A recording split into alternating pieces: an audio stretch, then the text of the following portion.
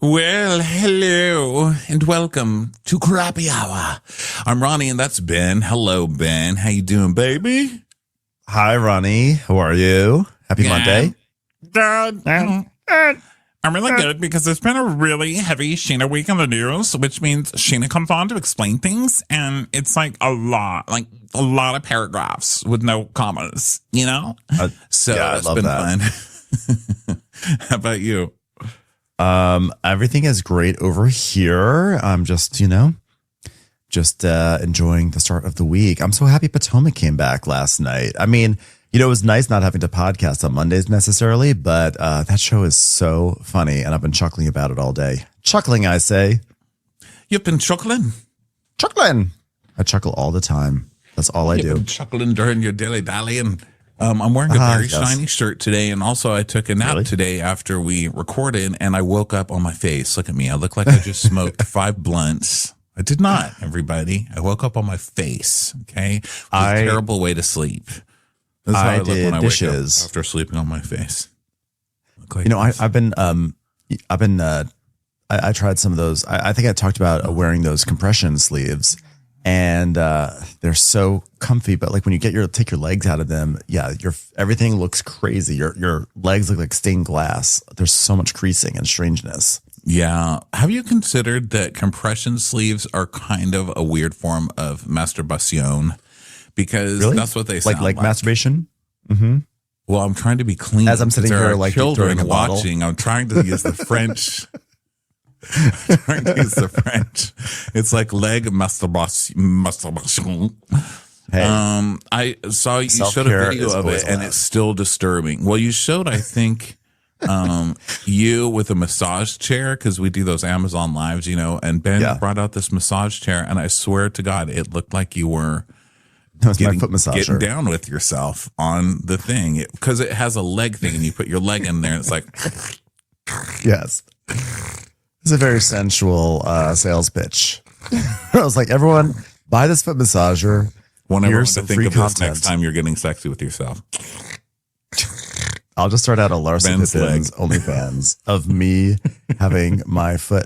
Well, okay. Well, you know what was so funny? I felt fat shamed by those sleeves because I put on the sleeve and I had it on, and like after it's like squeezing and it inflates and squeezes, and then at one point the zipper just came undone. The zipper is like, and it just like went, and I was like, geez, I was sorry. So, everybody in the comments is already talking, and it looks like the big subject so far this week is Stacey's breath on Real Housewives of Potomac, which I still find one of the more mortifying housewife storylines in a long time. Because look, people live through a lot on Real Housewives. It's like, your husband's cheating on you. No, he's not. Then the husband's cheating on you. Or like, you've got all these criminal offenses. And they're like, no, I don't. And then they go to jail, and those do follow you around, but those are like kind of normal. This poor woman is going to be going around the rest of her life, and people are going to be like, that's the chick with bad breath from Real Housewives of Potomac. And that's just not right. That's not fair. It's not right, and it's not fair. Yeah, it's tough, but like there's some people, we've met them in life where every time you see them, they're going to have bad breath. And it's like, it's not bad breath from like, not like brushing necessarily. There's some rot or something in there, or like Giselle says, it comes from like deep within, and it's like a medical thing. And so like, I try to be like respectful and ignore it, but like sometimes respectful and ignore it. What if you weren't? What if you're just like, ew. Yeah. Well, people, they said on the show that it comes from her gut. And I wonder if she just doesn't eat. Because if you don't eat a lot, you get bad breath. I know, because I've been on so many diets. Yes. And, there are some times where I've just like flat up not eaten for a really long time, and you get like that. I don't know what it is, but here's what I know. We're already spending this show, which is my fault, I know, talking about her breath, and it's just never going to go away. And I feel bad for her. Like BravoCon's coming up. She's going to be at BravoCon. Everyone's going to be like, ew, go smell Stacey's breath. And people are going to be asking her for pictures. And every picture she's in, you're going to see the people kind of like leaning over to smell, like. Ronnie, if you feel bad for her for 1 second, don't, because it will be in about a week or two. She's going to come out with a partnership with some sort of like breath freshener or mint. And she's going to be doing the whole thing. She's going to be making money off of this. Like, you don't have to worry. She will capitalize off of her breath situation. Yeah, and like honestly, I think that sometimes it's fasting breath. That's right. Yeah, or a rotting tooth. Doa also says sometimes it's a rotting tooth. So, yeah, I was hanging out with some people yesterday and we were playing a long game and like I could tell one of them was hungry because like I don't know who it was, but there was some breath that was happening at the table. And I was like, well, you know, Beverly Bryant in the comments said Camille said the same about LVP. Wow. Well, I think hers was cigarette breath. Remember? Because they were like, she always smells like cigarettes and wine. Because I remember thinking, well, that's not a criticism. That's like, it's like, oh, that smells like a person who's living a really fun life. You know? Yeah. I feel like Lisa Vanderpump, her breath probably always smells like she just had poached salmon. Because I feel like she probably always has just had poached salmon. Lisa? So it's just, I think tuna tartare. Yeah. It's even worse. It's tuna tartare. That's all she eats. She eats it for breakfast like Fruity Pebbles. She just throws it in a bowl. You know what's the worst is like milk breath. Why is milk breath so bad? It's like that. Maybe, I don't know. But other things went on this week. Let's stop talking about breath because now I'm like, you know, where you like trying to smell your own breath? Yeah. You start blowing it in your own nose and wondering, you know, I'm like, what does my breath smell? Maybe I just can't smell it because it's me. You know, that, by the way, that trick never works for me. I'm like, does my breath smell bad? I'm like, and I'm like, I just smell my hand. Does my hand smell bad? Was it my leg masturbator? Yeah. So, hi. Okay. So what else happened in the week other than someone having terrible breath? Sorry, Stacy. God, you don't deserve, Stacy, you deserve better. I'll give you that. You deserve a deal with, certs. You deserve better. Gum health. Okay, so let's get on with the stories of the day, shall we? The big story of the week, speaking of smelliness, Alexis Bellino marries John Jansen in a rustic chic wedding, everybody. It was rustic chic. I like that she shiplapped that shit. She Joanna Gaines that shit right up. Yeah. Yeah, I think rustic chic, it's hard for me to like conceive of the concept of chic. Like I can't pair the chic with Alexis Bellino and definitely not with John Jansen, even in its most rustic form. I'm not sure if I believe that. I think probably like rustic basic is what it was. Base model rustic. Well, yeah, take the chic out of it. And you shouldn't base the theme of your wedding on your husband's general look. I mean, rustic is when things are just not great looking. Let's face it. Like when you go to a rustic restaurant, it just means that they'll dig up a potato and throw it on your plate. Like there's no presentation. It's some ugly shit. And we live in California. We get served food like this all the time. Ben loves it. I'm like, no. Oh yeah. But, you know, like I just made better. Like cut it nicely. That's what I say. I literally just made some rustic cabbage. Do you want to see a picture of my rustic cabbage? Look how rustic this is. It's very like Alexis Bellino coded. Okay. Hold on. I'm waiting for it to clear. See, that looks like John Jansen's face. That's what I'm saying. It's rustic. He looks like a rustic cabbage. So overexposed. It's right. Well, that's fair. He is definitely a rustic cabbage for sure. You're going to have a wedding and make the theme like driftwood because that's what you're marrying. Evil driftwood, I think, is what he is. You know, like when people spend $100 on pieces of wood to put in their house. You know, it's like it's rustic driftwood. Some fucker found that on the street and just is trying to sell that on eBay for $500 or whatever. That's this wedding. Yeah, I'm sure there's like a lot of like ropey things in it. Like there's probably, what do you call that when there's like macrame or something? I'm sure that she has like some sort of like ropey netting thing that looks like it would like be used to like catch tuna, but she has like little like your table seat, your seat, your wherever you're sitting is probably like all tucked away in those things, and there's probably like mason jars everywhere. And I say this is someone who mason jars, washed there were mason jars. Yeah, and I'm a Texas boy, so I'm used to a good mason jar wedding. They're like, oh my God, we spent all night putting candles in mason jars, which by the way are not a cheaper way to do things. Those things are not cheap. Mason jars, they're not. I feel like, do you think she did something stupid at each table, like a questionnaire you have to fill out to get to know everyone else at the table, or like a Kodak Advantix camera where you take selfies and stuff. That's a good idea, though. I'm not going to diss that. I like those. I like when people leave the little cameras on the table and then you take pictures of, the table takes pictures and then you develop all the pictures at the end and you see what everybody was doing at the wedding. I mean, that is so touching. Every one of me is like picking up the mason jar from the table, being like, like making a face like tacky, and then shoving it in my purse, so I can take it later because that shit's expensive. I like, sometimes at weddings, they show the bride and the groom throughout the years. And I hope that they did that at this wedding, mainly because I hope they just have like a picture at one table of Alexis doing the news. Like that would be really important to me. Like her newscaster era. I think one of the games at the shower was everybody gets a different little representation of a face, and then you put it together, and it's the facelift that John Jansen paid for by the end. You just like put it all together, and it's Shannon like waving her finger. Oh, I really wish I would love to have witnessed the vows, especially her vow that she would have said to John Jansen. It's probably like, Johnny J, from the moment that I first laid eyes on you, wasted at the quiet woman, head down in a plate of Shannon's spaghetti, trying to ignore her yelling, I knew you were the man for me. I couldn't imagine a life where I didn't have your floppy face, and knowing that there was another soul out there who I could sue Shannon with just made me feel like I'd found the other part of my puzzle that was missing a piece, and that piece was you, a litigious little piece of my jigsaw puzzle. I knew I would love you from the moment I met you.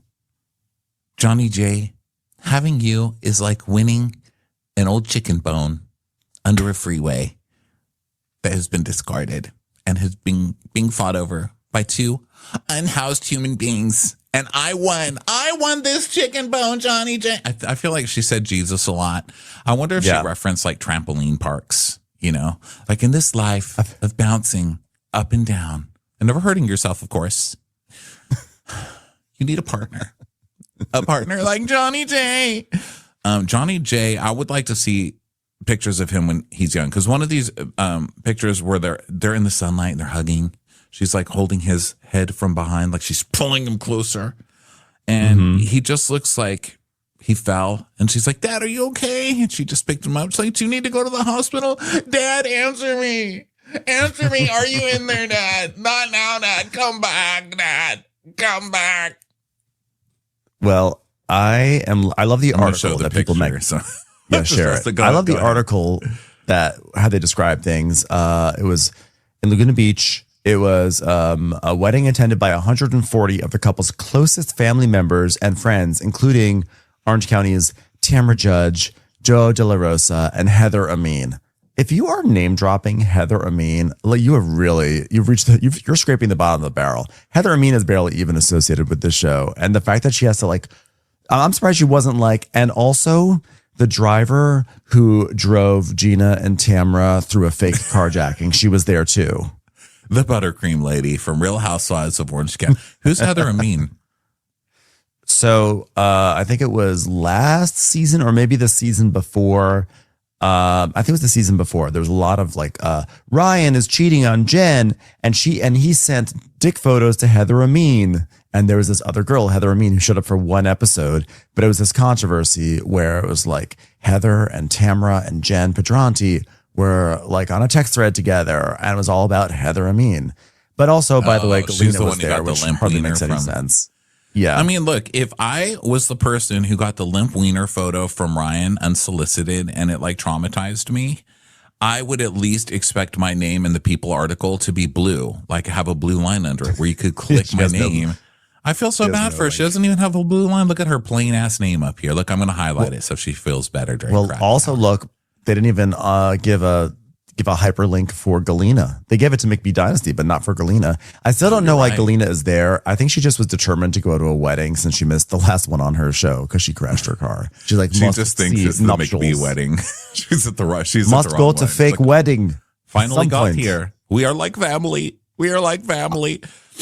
I unfortunately crashed car before I could see person marrying other person in boring way. So I'm hoping to make up with this right now. Fingers crossed.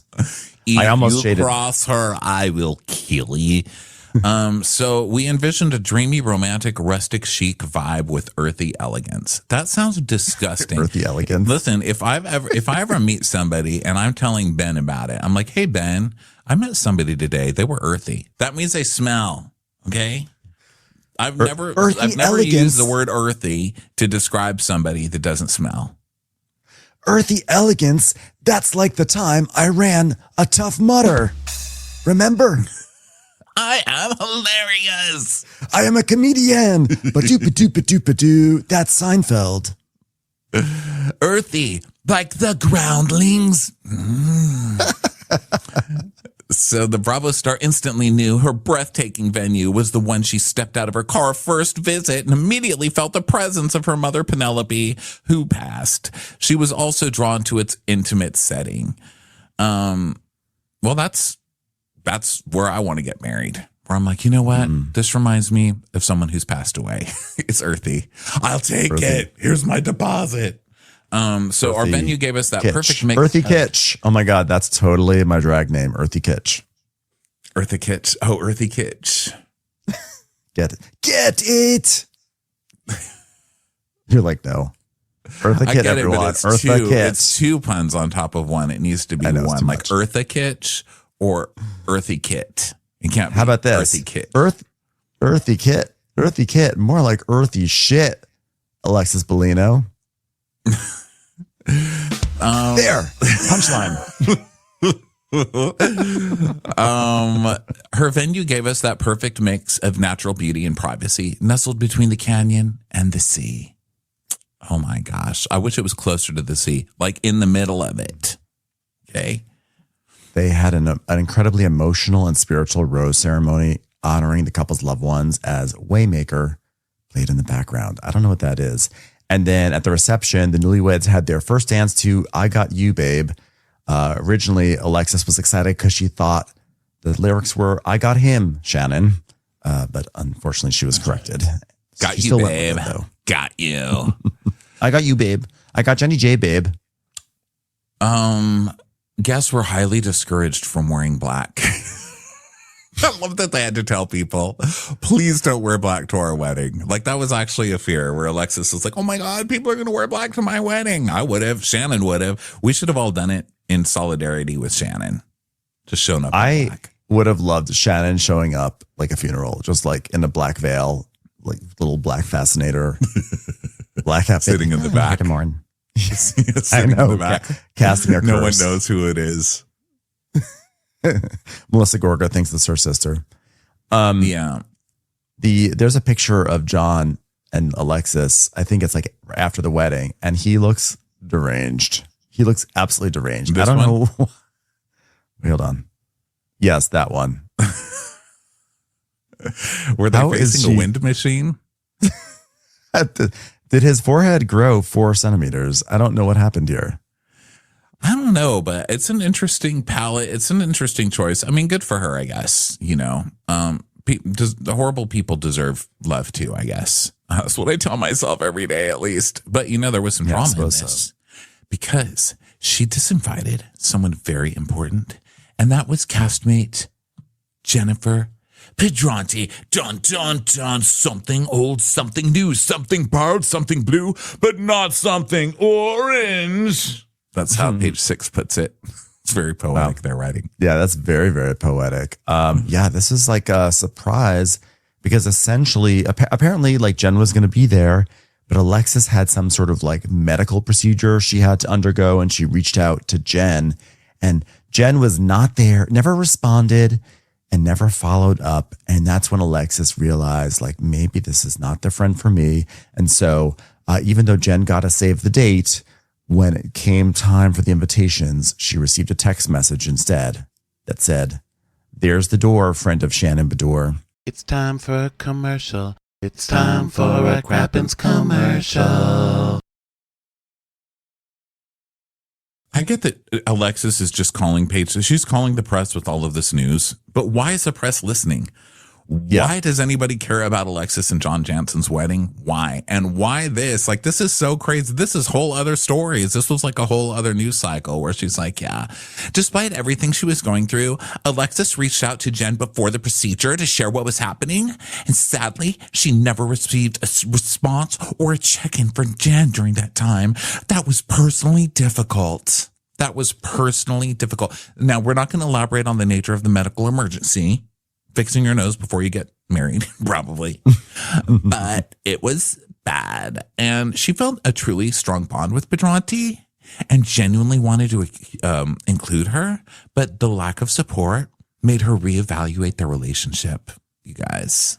So she had to make some tough decisions about who would be included. I love when people hold their wedding like, oh, no, you don't get to come to my wedding. They still send you that gift registry, though. Yeah, well, Alexis, this is how you wind up with having to name drop Heather Amin, because you disinvite people over stupid stuff. I mean, I'm sure like it sucked if Jen wasn't there for you, but to disinvite from the wedding, that just shows how tenuous your relationship was in the first place.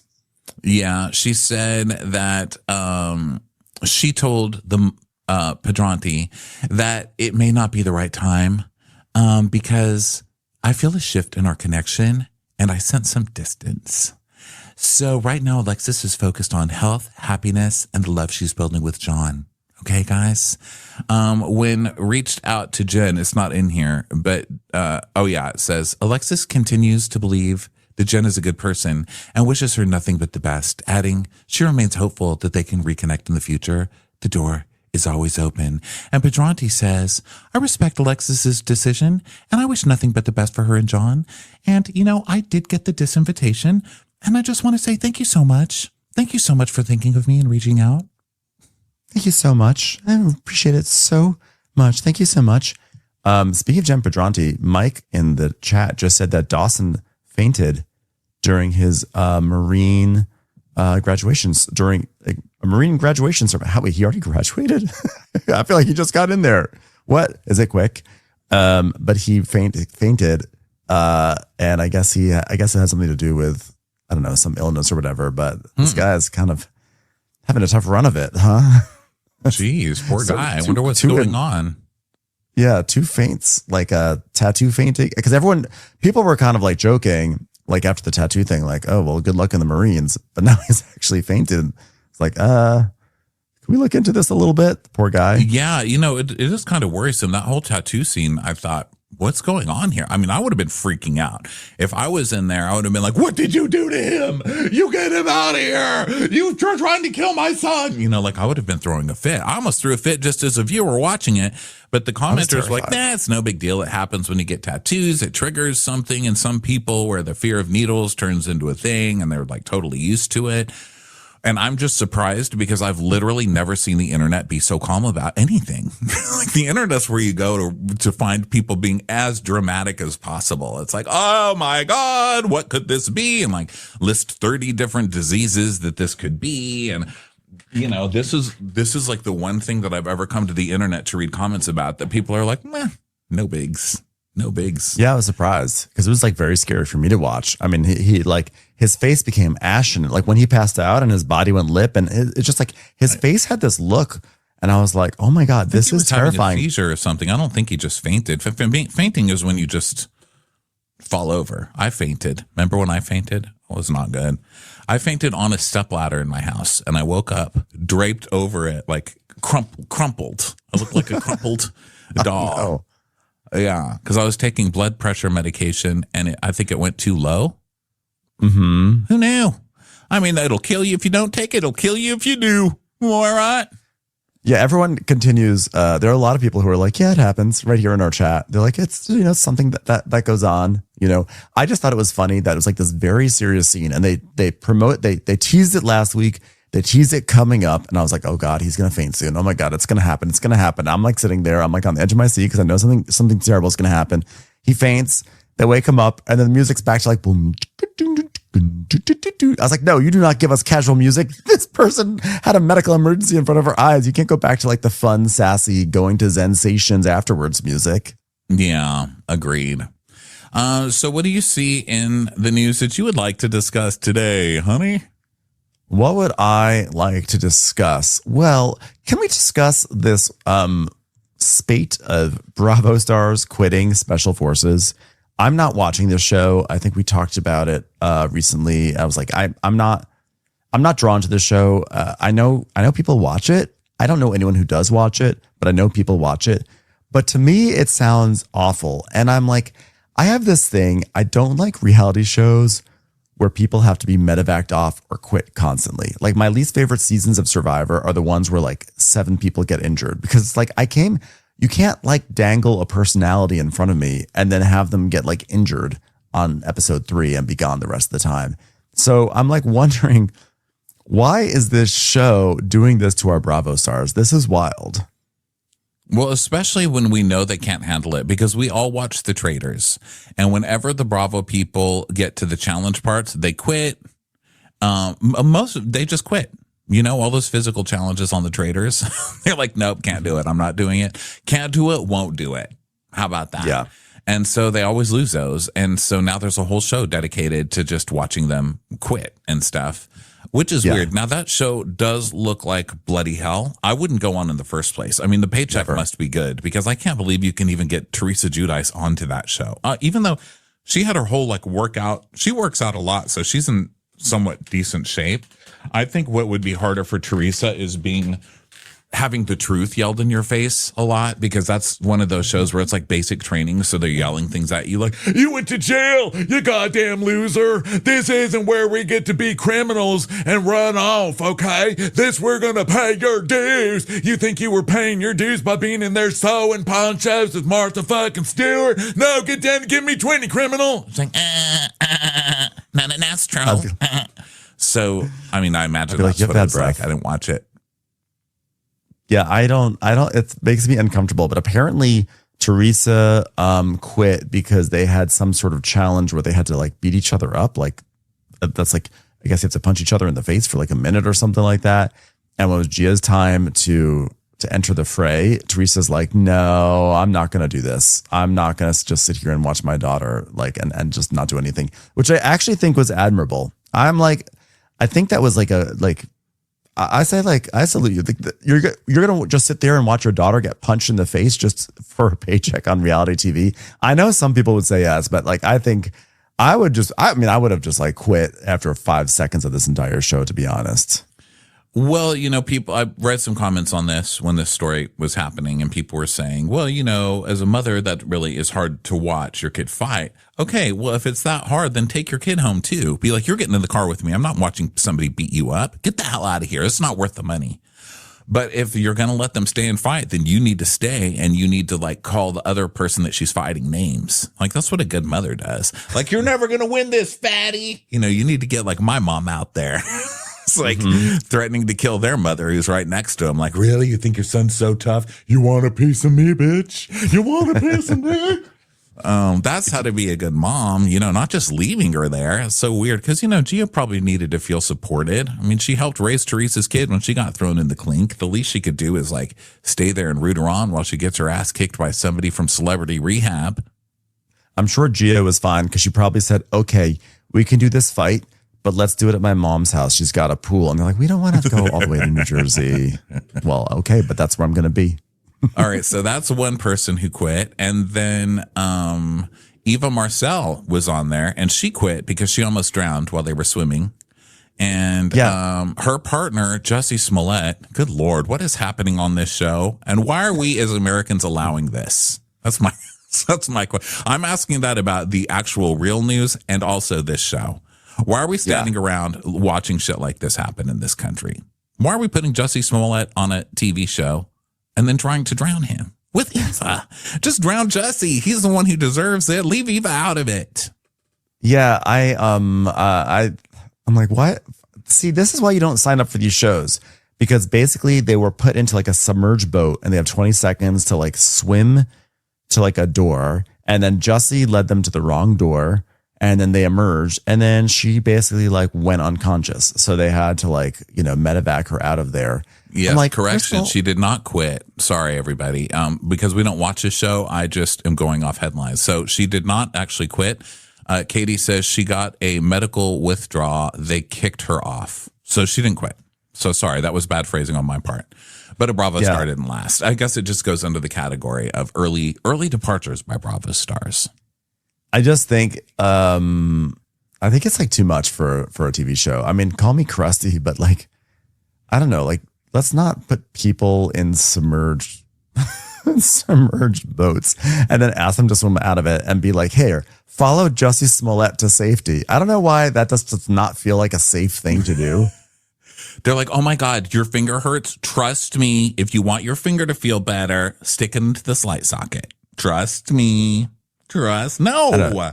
Why are you having me do that? I'm not doing this. I'm quitting the military. That sounds really scary. Someone said that Eva actually went through the correct door, but I guess Jussie went through the wrong door. I don't know what it is, but that sounds terrifying.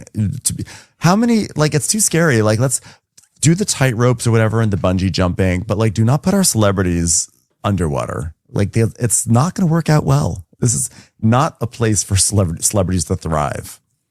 And the other person who, well, I shouldn't say quit because she didn't quit, but this person did quit, and that was Brittany on day one. Brittany was out of there in 2 seconds. And she was saying, wait a second. She was, hey, wait a second. Why can't, where's the Thousand Island? What are you talking about? This is Special Sauces, right? No, it's Special Forces. Oh, I don't want to be here. I'm out of here. It's hard.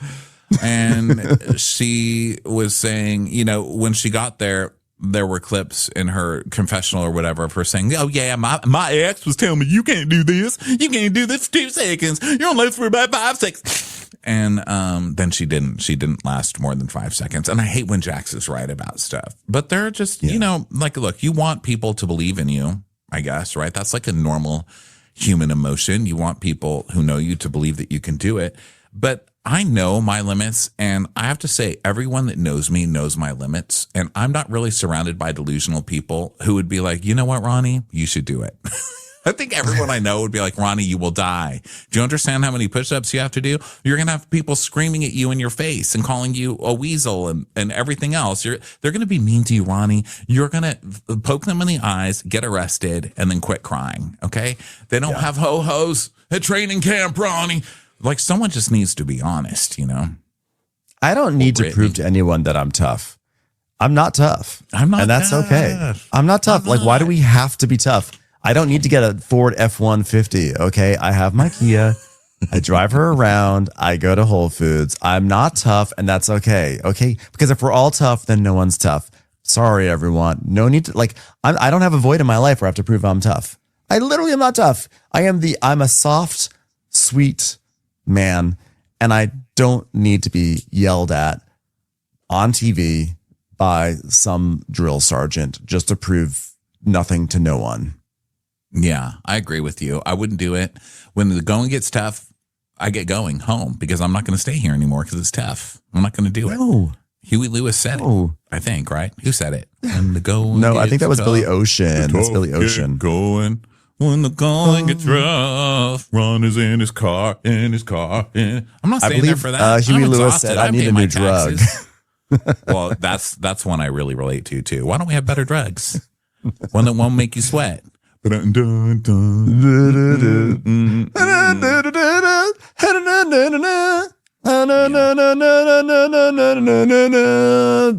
Frankel compares living in Connecticut to a prison. I need a new house. One that won't make me bored. One that won't make me feel like I'm trapped in Connecticut. I need a new beach. I need a new view. I need to live down in Miami so I could be like, ugh, Connecticut was awful. I hated it. I hated everything about Connecticut. Nothing against the state. State's beautiful, but I was trapped. It was my lifestyle. I was trapped. I would just sit there. I'd go on nature walks. I hate my nature walks. Now I can go to the beach. I can walk on the beach because the beach is different from nature. Okay. You see what I'm saying? If you want to not be trapped, go to Miami. Okay. Huh? It was stifling. It was depressing. It was soul crushing. I almost died. I could have died, basically. Like, I can't with Connecticut. Fuck Connecticut. I can't. The real place is Florida now. That's where everybody's at. Like, all the cool people, they're in Florida. The Hamptons, it's over. The Hamptons is over. Florida's where it's at. Wow, I'm so proud of Bethany for discovering little known secret hidden gem of America, Miami, Florida. That is such an amazing discovery by her. I am proud of her. And I'm glad she finally ridded everyone and herself of the national scourge that is Connecticut. When did she go to Connecticut anyway? I don't remember her being. I didn't even know. Yeah. Well, I wanted to go there because it's the nutmeg state, and I like nutmeg, but then I realized I hate nutmeg. Who likes nutmeg? Who even puts a nutmeg into their margarita? I had to get out of this awful state. They're terrible. Take me to the margarita state. Now, every day, I jump in the ocean. I'm just in the ocean. I'm in the salt water. Okay. I walk on the sand. Okay. I feel sand in my feet. That's what I feel. Ow, what is that? Sand. It's sand. It's in my feet. Okay. It's I can't believe this is my life. Like, this is what connects me to the earth. Sand. Okay. Some people love mountains. Some people love a lake. Some people love a desert. Some people love a cactus. Some people love an open field. Like, love what you want. What am I going to do? I'm not going to tell you to love. I'm not going to tell you who to love.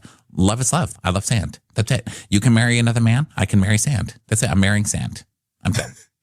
I have to say, this was eye-opening for me. I never thought that moving to a tropical paradise next to like turquoise seas and amazing restaurants and nightlife would actually be a great place to live. I mean, I was like, oh, how boring living in Miami. There's nothing to do there.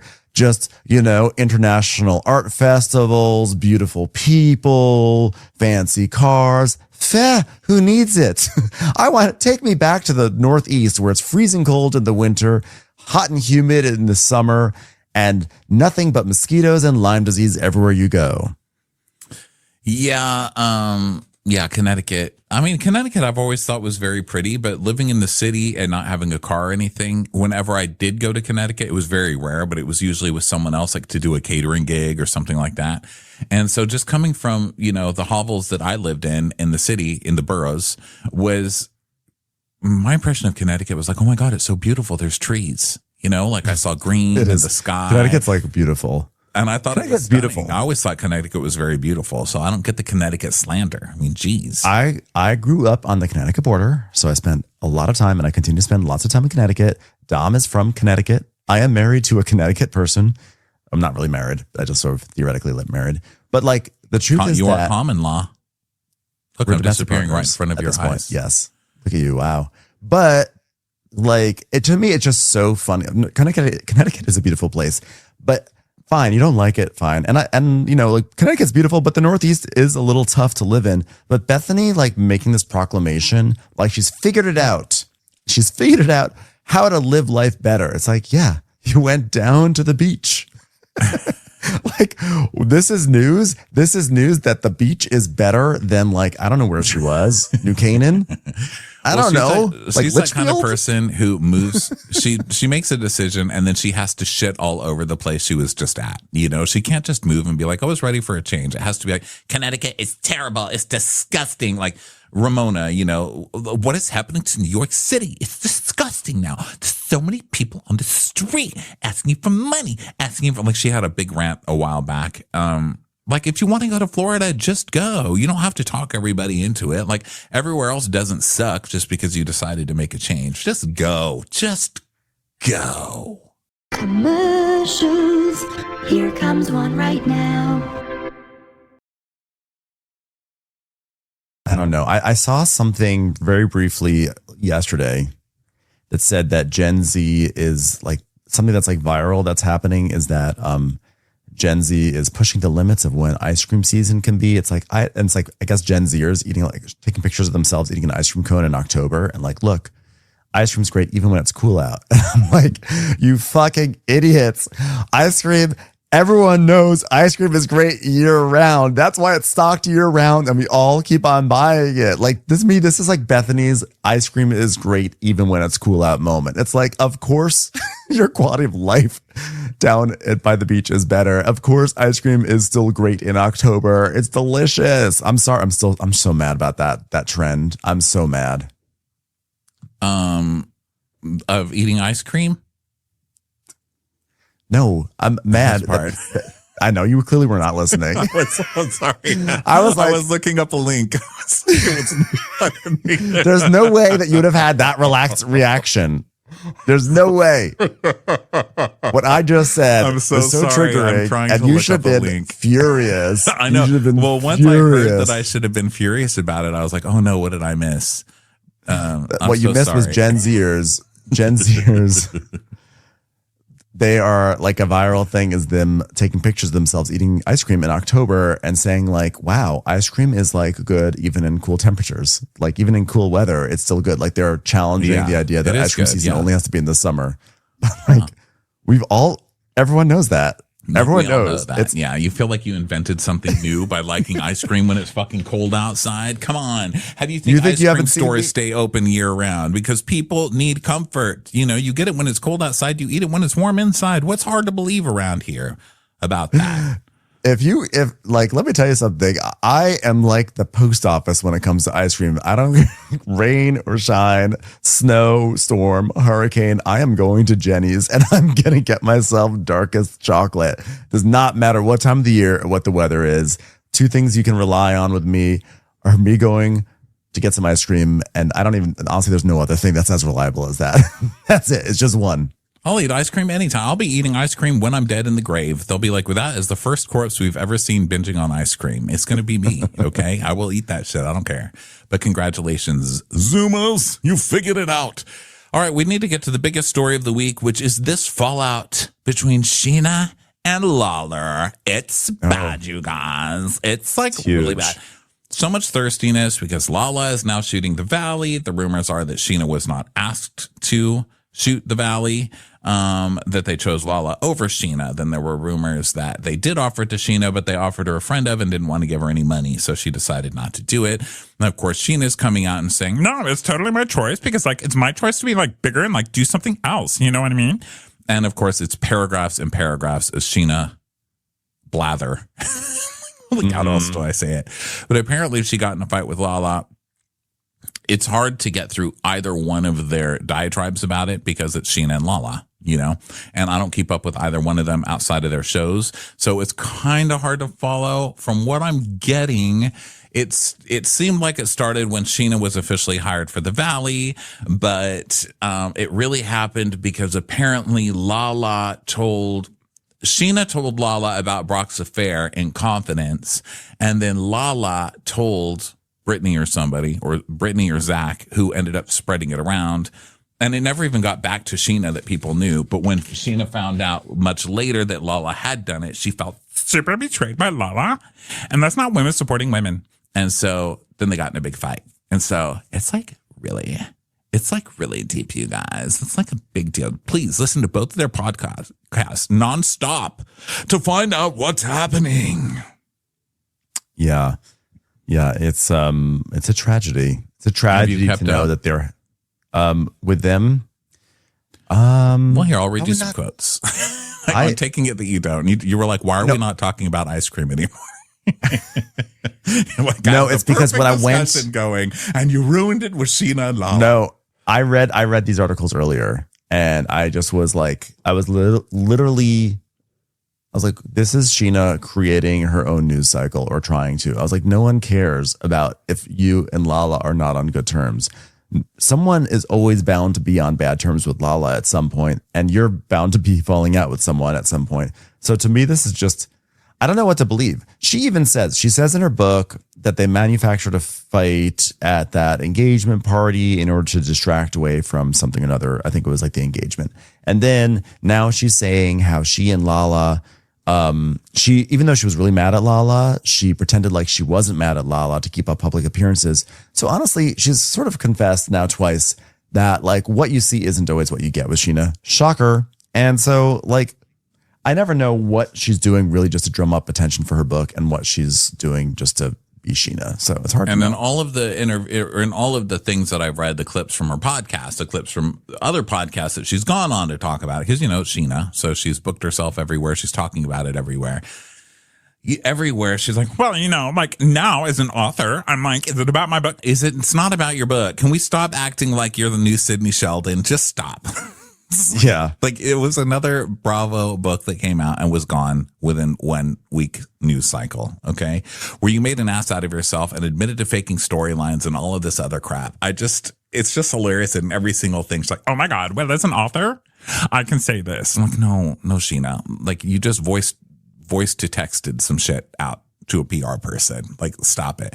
So Scheana hinted that she was upset at several friends, including LaLa, after they didn't post anything publicly showing their support of her memoir, My Good Side. Oh my God. So Here's what Scheana doesn't understand. Scheana does all these things like if Katie were to drop a single, ounce of anything entertaining, she would Scheana would be like, go support my girl Katie. And then like if Brittany does something like support my girl Brittany, she's on special sauces or anything. But when it comes to her, they're not going to support you. And like, that's why it's frustrating with Scheana. It's like, she'll always say, well, I'm a people pleaser, which is very self-serving. And I like to always bring up the drama triangle, the Kaufman drama triangle. And like, she is like the martyr in that one. And she will support all her friends, knowing that they're not going to support her back. And then the moment that they don't support her back, she can be like, no one supported me. And she can sort of use that as ammo. And I'm just like, you just have to move on from these toxic people. You're not on the same show with them anymore. You're not going to be a cast member of season 3 of The Valley. And you have a child at home and a husband. And you guys should just like work on having a peaceful, lovely family at this point. Well, that's weird that she didn't post about her book, though, isn't it? I mean, if they're like best friends, they move into the same neighborhood and they're raising their kids together. They're in the but LaLa's transactional. LaLa's totally transactional. It does seem weird that she wouldn't, but I mean, why wouldn't you just call her and be like, hey, would you post about my book on your Instagram? I mean, we have friends who do it all the time. They're like, we have a thing coming out. Will you post about it? Oh, and by the way, to that end, our friend Sita, remember, I mentioned that she has crystals that you guys should all, if you're a crystal person, you should check out her Instagram. She sent us crystals, Ronnie. They just I can't wait. Do you want me to open up the box? I have the box right here. I'll go get the box. Okay. So I'll keep reading. That's very convincing. No, do it. I'm just trying to get through this LaLa story. Well, no, now I want to see the damn crystal. I'm excited for it. Well, you continue on. Apparently she she told this gossip, LaLa. She told Brittany, which Scheana's like totally fine with, okay? Because like Brittany doesn't have bad intentions. I wanted to tell her myself, but like I didn't have a chance to. And then the one she can't get over is LaLa telling her mutual friend, dun, dun, dun, you guys, wait for it. This is a shocker. Jenna, my friend Jenna, who I've not been on good terms with since last season. Wow, Jenna is really just clawing her way into this show. She's clawing her way. She's going to be on this show. Could you just imagine being in a friend group where there's so much like being on bad terms with people at all times? Like, I feel like with my friend group, it's just not like that. I mean, maybe when you're in your 20s, it's like that, but I feel like you sort of, at a certain age, you just have your friends, and like to have this revolving door of like, oh, well, now we're not talking to each other. Oh, now we are. Now we're on good terms, but now we're not talking. I just think it's crazy. I guess that's just part of like being in LA and being like a reality star, right? And being a Bravo person, you're just used to it. And their story, they are still storylines because like LaLa's on the show. Scheana's probably going to, friend of or whatever, who knows. So she continues. I mean, LaLa just told Jenna to humanize me because Jenna was going so hard on me that she wanted to tell her about what I was actually going through. Now, I understand it's not malicious. I mean, that's malicious. If you're talking to somebody who hates Scheana and you're like, oh my God, be nice to Scheana. Her husband's cheating on her. That's not nice. You're giving that girl all this ammo, so it was very heartbreaking for Scheana, you guys. And then, she has all these feelings and blah, blah, blah. We'll have to read her next book to know. But she was very offended that everybody's spreading all these rumors about her trying to get on the Valley. So she went, she had Alex Baskin, the producer, on her show, and she just went crazy. She's like, okay, so everybody's saying that I'm trying to get on the Valley. Could you please, have I tried to get on the Valley? Have you begged me to be on the Valley? He's like, well, we have been in discussions for a long time about how we could fit you into the Valley. It's like, see, I told you, they're basically begging me to be on the Valley. So there's that.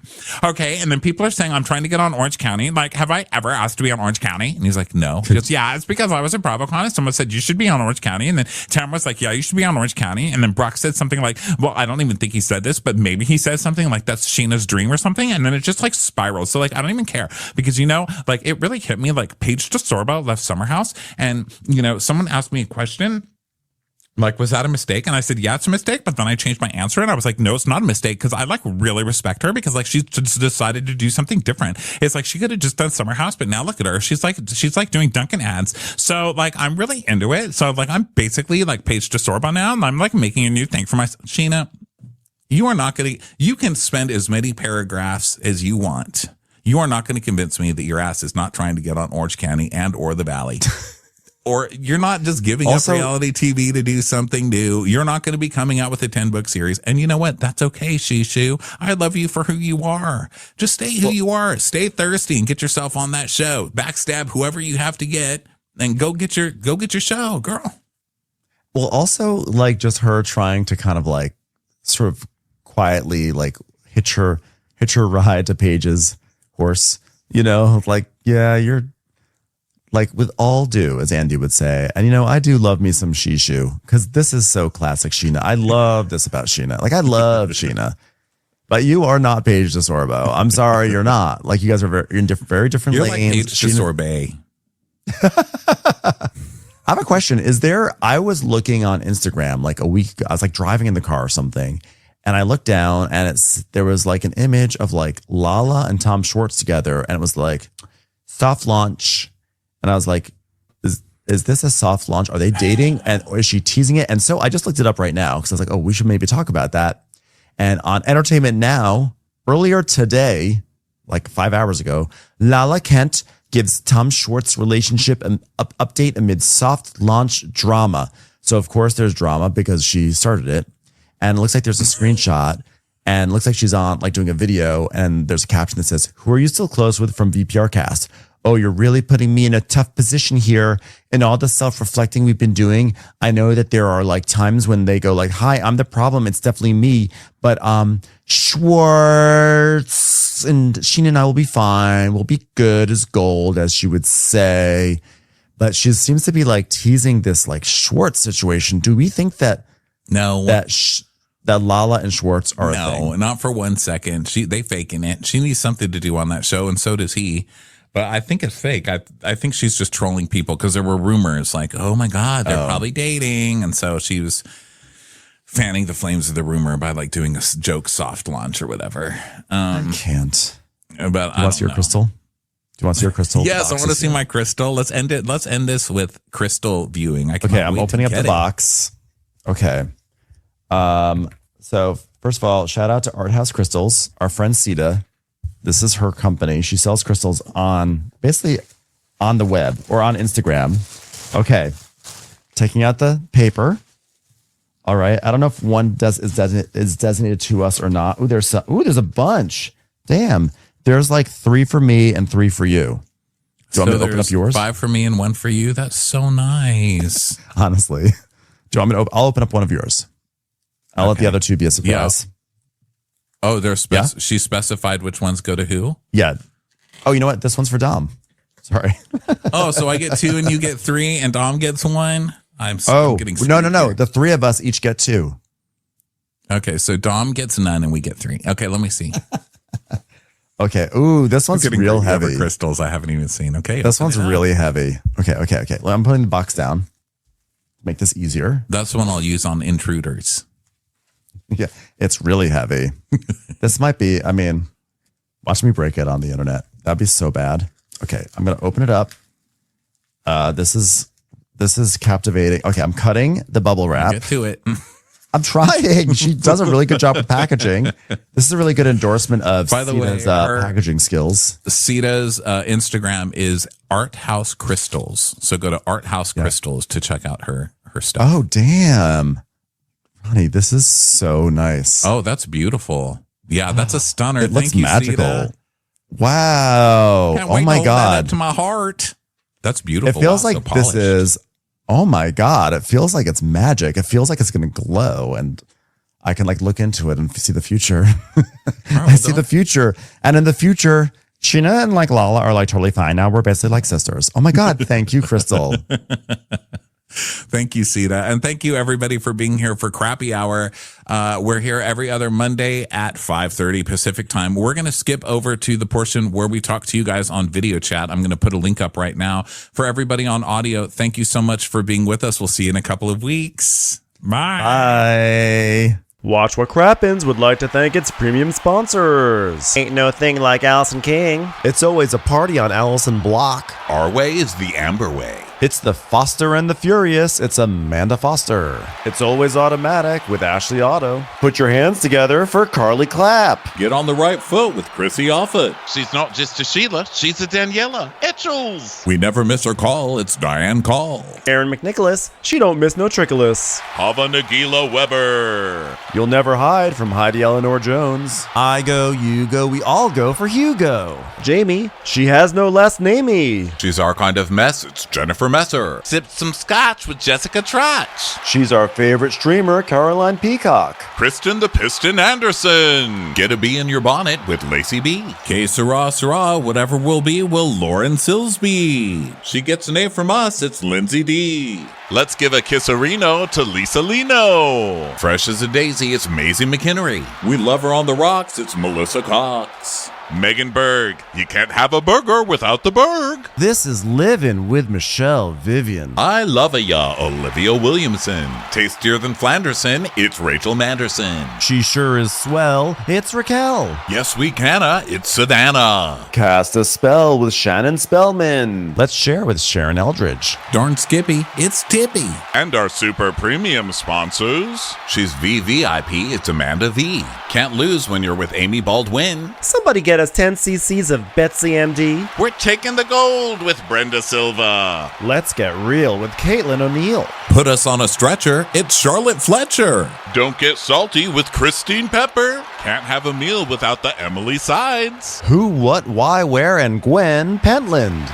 Let's go into the woods with Guy Tubbs. It's our queen, it's Queen Laifa. Nobody holds a candle to Jamie Kendall. Hail the cork master, the master of the cork, Jennifer Corcoran. We got our wish, it's Jen Plish. She's not harsh, she's Jill Hirsch. My favorite Murdo, Karen McMurdo. We love him madly, it's Kyle Pod Shadley. In the study with a candlestick, it's Leslie Peacock. Gee, it's Lisa H. We're ride or die for Lisa Ryder Barron. She's a whiz, it's Liz Sarthy. Always killing it, it's Lola Alkalani. The incredible edible Matthews sisters. She eases our woes, it's Melissa St. Rose.